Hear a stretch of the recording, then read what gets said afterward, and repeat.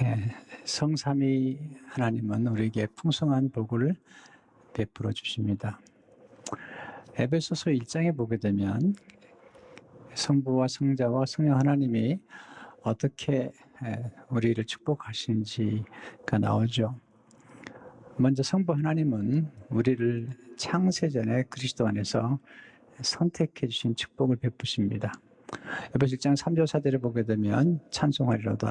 하나님 곧 우리 주 예수 그리스도의 아버지께서, 하나님의 아버지시죠? 네, 그리스도 안에서 하늘에 속한 모든 신령한 복을 우리에게 주시되, 곧 창세전에 그리스도 안에서 우리를 택하사 우리 사랑 안에서 그 앞에 거룩하고 흠이 없게 하시려고. 하나님 아버지께서는 우리를 그리스도 안에 선택하셔서 하늘에 속한 모든 신령한 복을 주시는 거예요. 또 우리를 창세전에 선택하셨고요. 또한 성자 예수님은 그의 피로 우리를 성량하셨습니다. 예수님의 피로 우리를 성량하신 것입니다. 에베소 1장 7절을 보게 되면 우리는 그리스도 안에서 그의 은혜의 풍성함을 따라 그의 피로 말미암아 성량 곧 죄사함을 받았느니라. 예수님 때문에 예수님의 피로 우리가 죄사함 그리고 마귀로부터 사망으로부터 죄로부터 건짐을 받게 된 것입니다. 오늘은 이제 성령님이 어떻게 우리를 축복하시는지에 초점을 맞추려고 합니다. 자, 오늘 배우는 첫 번째 교훈의 말씀은 성령님은 인치심을 통해서 우리를 축복하십니다. 자, 에베소 1장 13절을 보시면 그 안에서 너희도 진리의 말씀 곧 너희의 구원의 복음을 듣고 그 안에서 또한 믿어 약속의 성령으로 인치심을 받았으니. 자, 인치심을 통해서 성령께서 우리를 축복하십니다. 성령님은 주로 보이지 않게 역사하시는 분이세요. 우리가 구원받을 때부터 거듭날 때부터 모든 과정에서 성령님이 역사하시죠. 그런데 이게 드러나게 역사하시는 성령의 역사 가운데 인치심의 역사가 있는 것입니다. 첫째로 성령님은 예수님 안에 있는 사람에게 인을 쳐주십니다. 예수님 안에 있는 사람에게만 인을 쳐주시는 것입니다. 오늘 13절을 보면 그 안에서 또한 믿어. 그러니까 예수님을 믿고 예수님 안에 있는 사람에게만 성령께서 인을 쳐주시는 것입니다. 자, 예수님 믿는 게 먼저고요. 인치심은 나중입니다. 이걸 꼭 기억하셔야 돼요. 예수님을 믿는 게 먼저고 성령의 인치심은 그 나중에 따라오는 것입니다. 둘째, 성령님은 구원의 복음을 듣고 믿는 사람에게 인을 쳐주십니다. 자, 먼저 구원의 복음을 듣고 믿는 사람에게 그리고 인을 쳐주시는 거예요. 자, 13절 다시 볼까요? 너희도 진리의 말씀, 너희의 구원의 복음을 듣고 그 안에서 또한 믿어. 네, 진리의 말씀 곧 구원의 복음이죠. 자, 구원의 복음 속에는 무엇이 담겨 있죠? 아까 우리가 본 것처럼 예수 그리스도께서 그의 피로 우리를 성량하셨잖아요. 우리의 죄를 사하셨잖아요. 그러니까 이 구원의 복음 속에는 예수님의 피가 담겨 있습니다. 조금 더 설명해 드리면 예수님의 보혈로 인을 친 성도, 바로 그 인치심이 먼저예요. 예수님의 보혈로 인을 친, 예수님의 이름으로 인을 친 사람에게 성령께서 가서 인을 쳐주시는 겁니다. 이건 굉장히 중요한 영적인 진리요, 그리고 순서인 것입니다. 하나님께서 히브리 노예들을 구원하실 때 애굽에서 먼저 하셨던 일이 뭐냐면 어린 양의 피를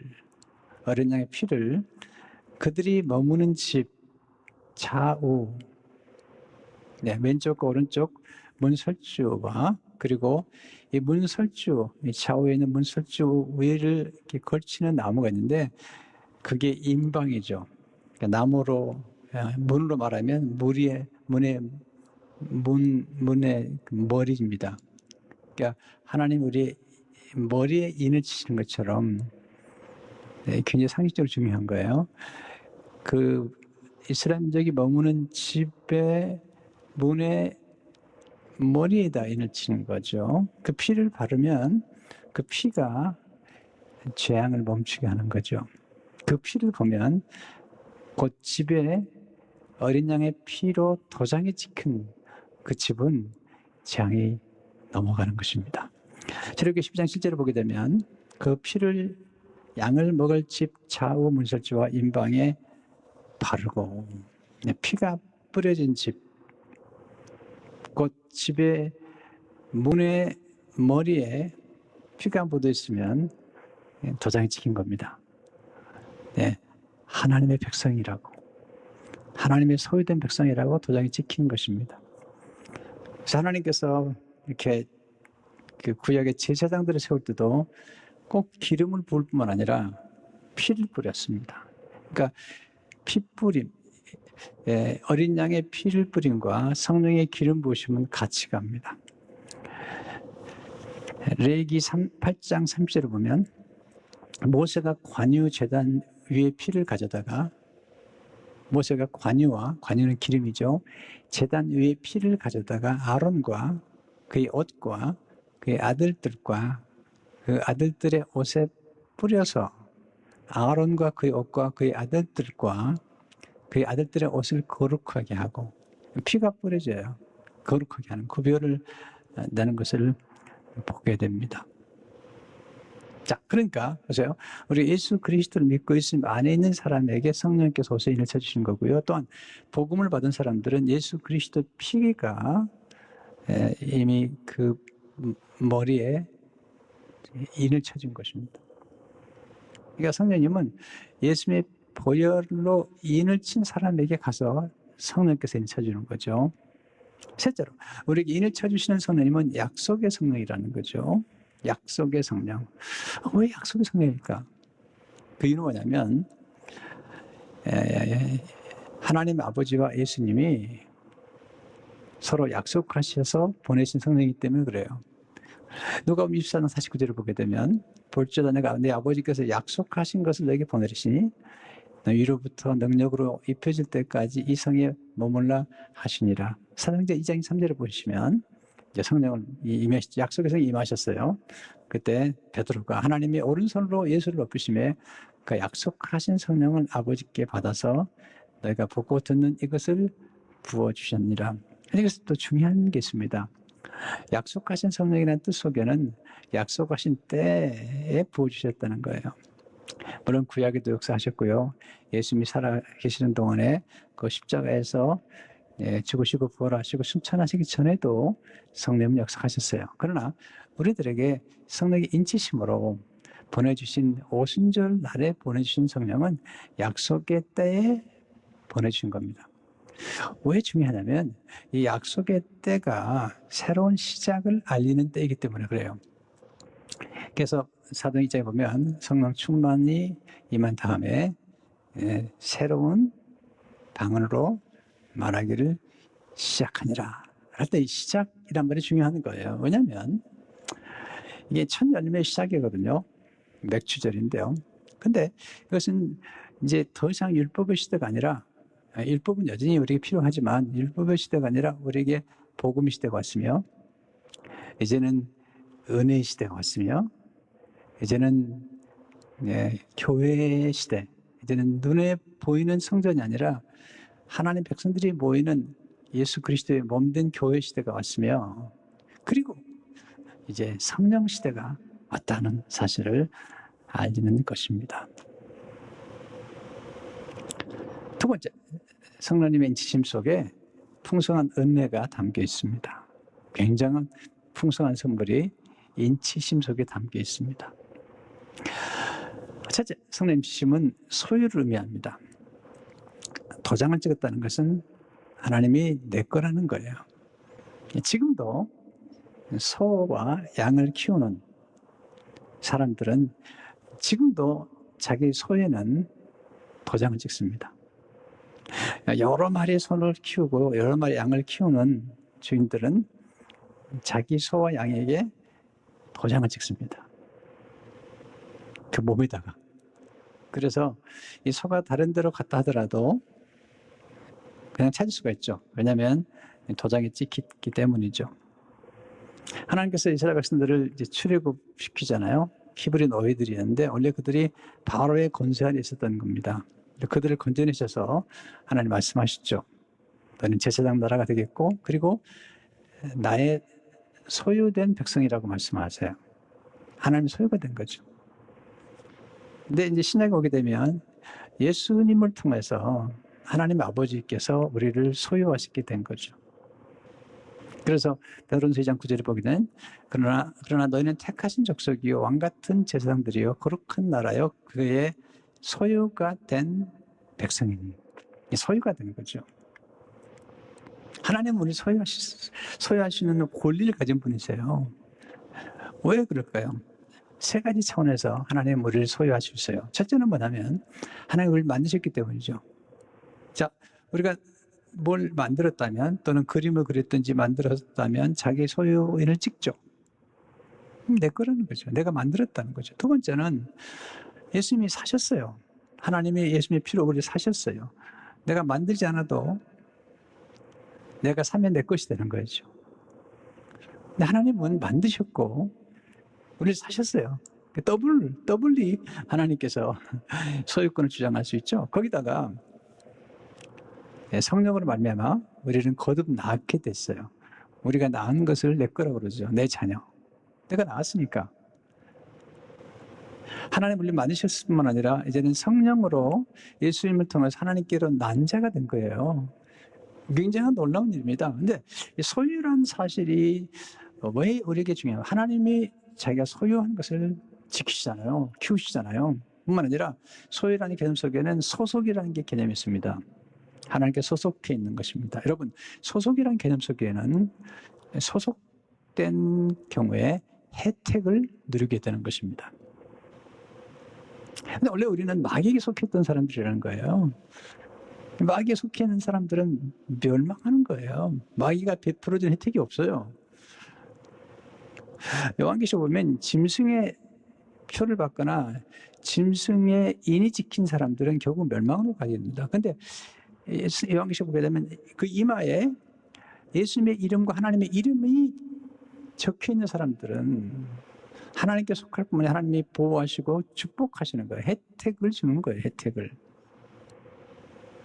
자, 여러분에게 제가 혜택이나 은택이라는 말을 쓴 이유는 뭐냐면 좀 알아듣기 쉽게 설명을 하는 거죠. 또 어느 회사에 속해 있느냐에 따라서 그 혜택이 달라요. 베네핏이 달라요. 그러니까 우리는 하나님께 속한 자들이 됐기 때문에 하나님이 예비하신 엄청난 혜택을 누리게 된 것입니다. 요한계시록 14장 9절을 보게 되면 또 다른 천사 곧 셋째가 그 뒤를 따라 큰 음성으로 이르되 만일 누구든지 짐승과 그의 우상에게 경배하고 이마에나 손에 표를 받으면 자 보세요. 우상이나 짐승에게 이마에나 손에 표를 받으면 결국은 패망하게 됩니다. 네, 요한계시록 14장 1절을 보세요. 또 내가 보니 바로 어린 양의 시험산에 섰고 그와 함께 14만 4천이 섰는데 이 14만 4천이라는 것은 예수 믿는 사람들의 모든 사람들을 의미하는 거예요. 네, 보세요. 12지파, 12제자 그리고 그 14만 4천은 이 예수 믿는 사람들 전체를 의미하는 거예요. 이단들은 이걸 가지고 이상하게 설명하는데 예수 믿는 사람들이 서 있는데 그들의 이마에는 보세요. 네, 어린 양의 이름과 그 아버지의 이름을 쓴 것이 있더라. 여러분의 이마에는 지금 예수 믿는 여러분의 이마에는 어린 양의 이름이 찍혀 있고 아버지의 이름이 쓴 것이 있는 거예요. 뿐만 아니라 예수님의 보혈이 지금 여러분의 임방에 이마에 지금 발라져 있는 것입니다. 두 번째, 성령의 인치심은 보호를 의미하죠. 보호. 네, 어린 양의 피가 발라져 있는 이스라엘 백성들의 집은 보호를 받았습니다. 재앙으로부터. 우리 예수 믿으면 예수님께서 우리를 보호하시죠. 하나님의 거니까. 요한복음 10장 29절을 보게 되면 그들을 주신 내 아버지는 만물보다 크심에 아무도 아버지 손에서 빼앗을 수 없느니라. 네, 안전하게 보호하세요. 하나님의 놀라운 축복이에요. 하나님 자기 것은 끝까지 지키세요. 끝까지 보호하세요. 왜? 하나님의 것인데 누구한테 맡기겠어요? 우리 자녀들을 우리가 보호하는 것 똑같은 것입니다. 세 번째, 성령 인치심은 권위를 의미합니다. 권위. 네, 하나님의 도장이 찍히면 이건 하나님의 권세를 가지고 찍힌 거죠. 여러분 보세요. 대통령이 도장이 찍힌 거하고 저기 그 면사무소 소장님 도장이 찍힌 거하고 뭐 큰 차이가 있을 거라는 생각이 들어요. 물론 면사무소의 소장님 도장도 중요하죠. 이 인장이라는 것, 그건 굉장한 권위입니다. 요셉이 국무총리 됐을 때에 바로가 그게 인장 반지를 맡깁니다. 곧 바로 왕의 권세를 넘겨주는 겁니다. 물론 요셉은 겸손하게 바로를 늘 세워드리지만 인장 반지, 도장을 찍는 건 굉장히 중요한 것입니다. 하만이 유대인들을 죽이려고 아수에로 왕을 움직여가지고 조서를 꾸민 다음에 왕의 이름으로 그리고 왕의 인을 찍습니다. 이건 변기할 수 없도록 그렇게 하는 것이죠. 에스서 3장 12절을 보시면 셋째 달 30일에 왕의 서기관이 소집되어 하만의 명령을 따라 왕의 대신과 각 지방의 관리와 각 민족의 관원에게 아수르 왕의 이름으로 조서를 쓸 때 곧 각 지방의 문자와 각 민족의 언어를 쓰고 왕의 반지로 인치니라. 대단한 거죠. 왕의 이름으로 왕의 반지로 인을 쳤으니까 대단한 권세를 가지고 있는 거죠. 그 문서가. 그와 같이 하나님께서 우리를 예수님의 이름으로 인을 치시고 아버지의 이름으로 인을 치시고 그리고 성령께서 인을 치신 것입니다. 성부와 성자와 성령의 인치심이 있는 것입니다. 네 번째, 성령 인치심은 비밀을 의미하죠. 도장을 찍어 놓거나 아니면 편지를 이렇게 쓰고 거기다가 도장을 찍거나 아니면 사인하면 아무나 열어보지 못하게 하는 거죠. 하나님께서 다니엘에게 계시를 주신 다음에 봉하라고 그러죠. 다니엘 12장 9절을 보게 되면 그가 이르되 다니엘아 갈지어다 이 말은 마지막 때까지 간수하고 봉함할 것이니라. 요한계시록 보게 되면 하나님의 계시가 쭉 전달되는데 7빈이 나오죠. 7빈. 또 7대접이 나오는데 7인을 하나님께서 비밀스럽게 두루마리에 쓰신 다음에 7빈을 찍어놓은 거죠. 이는 누가 될 것인가? 요한계시록 5장 1절에 보면 내가 봄에 보좌에 앉으신 이의 오른손에 두루마리가 있으니 안팎으로 섰고 7빈으로 봉하였더라. 네, 놀라운 말씀이죠. 이걸 누가 떼느냐, 이 비밀을. 예수님이죠. 요한계시록 5장 5절을 보게 되면 장로 중에 한 사람이 내게 말하되 울지 말라 유대 지파의 사자 다윗의 뿌리가 이겼으니 그 두루마리와 그 7빈을 떼시리라 하더라. 그랬더니 네 생물과 24 장로들이 이 어린 양 앞에 엎드려 경배를 하죠. 그리고 인봉을 떼기 합당하십니다. 왜? 하나님의 아들이시니까. 하나님 비밀을 가지고 계신데 사실 그 비밀은 예수님이시죠. 근데 우리가 그 비밀을 깨닫게 됐어요. 성령을 통해서. 골로새 2장 2절에 보니까 이는 그들로 마음의 이해를 받고 사랑 안에서 연합하여 확실한 이해의 모든 풍성함과 하나님의 비밀인 그리스도를 깨닫게 하려 하니 이 비밀이 복음에 들어있죠. 에베소서 19절에 보니까 또 나를 위하여 구할 것은 내게 말씀을 주사 나로 입을 열어 복음의 비밀을 담대히 알리게 하옵소서 할 것이니 이 비밀이 뭐죠? 네, 우리가 죄인이었는데 하나님의 사랑받는 사람이 되었다는 거예요. 하나님의 소유가 되었다는 거예요. 원래 우리 죄인이었는데 우리를 의롭다고 선언하신 거죠. 우리가 의인이 되었다고 선언하신 거죠. 보세요. 이건 비밀이에요. 왜냐하면 우리가 죄인이었는데 하나님이 예수님을 십자가에서 못 박혀 죽게 하심으로 우리 죄를 대신 담당하심으로 우리를 의롭다 여기셨는데 이 의롭단 말이 이런 뜻이에요. 법적으로 원래 죄인이었는데 죄가 하나도 없는 것처럼 그렇게 여기신다는 거예요. 이 justify 하는 거예요. justify. 네. 우리를 의롭다고 여기실 뿐 아니라 의인으로 만드실 뿐 아니라 우리가 지나간 과거의 모든 죄를 주님이 십자가에 대신 담당하시기 때문에 우리의 죄가 없는 것처럼 justify 하시는 거예요. 하나님께서. 법적인 선언하신 거예요. 하나님이 선언하시면 끝나는 거예요. 그냥. 이게 놀라운 비밀이잖아요.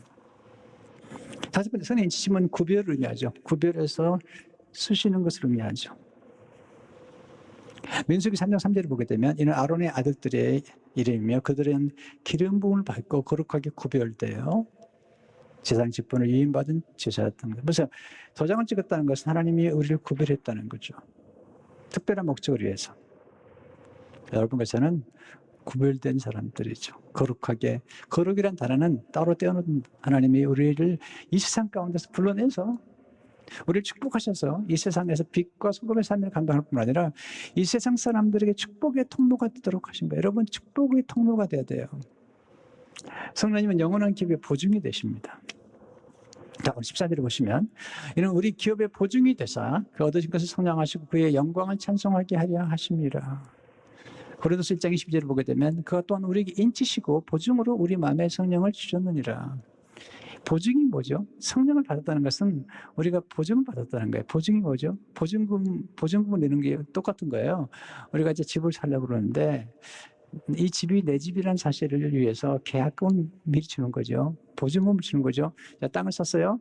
땅을 사면 그 땅값을 지르는 중에 보증금을 미리 주는 겁니다. 그러면 소유주가 되는 것이죠. 그러면 내가 아직 그 땅에 들어가지 않고 집에 들어가지 않았지만 내 거라고 하는 보증을 받는 거죠. 사인해가지고. 그래서 계약서에 사인하면 그 내 거인 거죠. 하나님께서 이 성령을 통해서 우리에게 영원한 기업 하나님 나라를 주신 거예요. 영원한 나라, 하나님 나라. 자, 우리 예수님 사람들이 이 땅을 떠나게 되면 그건 슬픈 일이 아닙니다. 네. 그리스도인들은 죽음의 종말이 슬픈 종말이 아니에요. 왜냐하면 이 땅을 떠나는 순간 영원한 복락을 누리는 하나님의 나라에 이 땅에서도 경험하지만 영원한 기업의 보증으로 성령께서 우리에게 오신 그 기업에 들어가는 것입니다. 자, 예수님은 보세요. 부활의 첫 열매가 되셨어요. 그것은 부활의 첫 열매가 보증입니다. 우리도 부활에 동참하는 보증이죠. 그러나 성령을 주심으로 성령께서 우리 인치실 뿐만 아니라 성령을 주심으로 우리가 하나님의 나라의 영원한 기업을 누리는 보증이 되었다는 것을 말씀하고 있는 거죠. 자, 그런데 기억하겠습니다.